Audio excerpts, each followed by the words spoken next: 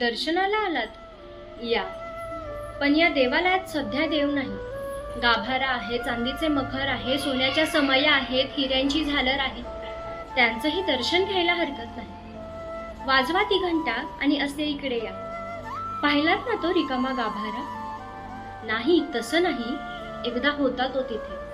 काकड आरतीला उठायचा, शेजारतीला झोपायचा, दरवाजे बंद करून बरोबर 12ला जेवायचा. 2 तास वामकुक्षी घ्यायचा. सारं काही ठीक चालले होते. रुपयांच्या राशी, माणिक मोत्यांचे ढीग पडत होते पायाशी. दक्षिण दरवाजाजवळ मोटारीचे भोंगे वाजत होते, मंत्रसागर गाजत होते. रेशीम साड्या, टेरींचे सूट समोर दुमडत होते. बँकेतले हिशेब हरिणाच्या गतीने बागडत होते. सारे काही घडत होते हवे तसे. पण एके दिवशी आमचे दुर्दैव उत्तर दरवाजाजवळ अडवलेला कोणी एक भनंग महारोगी तारस्वरात ओरडला, बाप्पाजी बाहेर या. आणि काकड आरतीला आम्ही पाहतो तर काय, गाभारा रिकामा. पोलिसात वर्दी आम्हीच दिली आहे. परत कदाचित येईलही तो.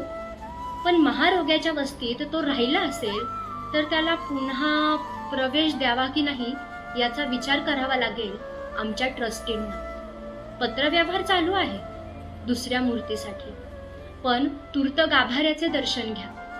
तसे म्हटले तर गाभाऱ्याचे महत्व अंतिम असतं, कारण गाभारा सलामत तर देव 50.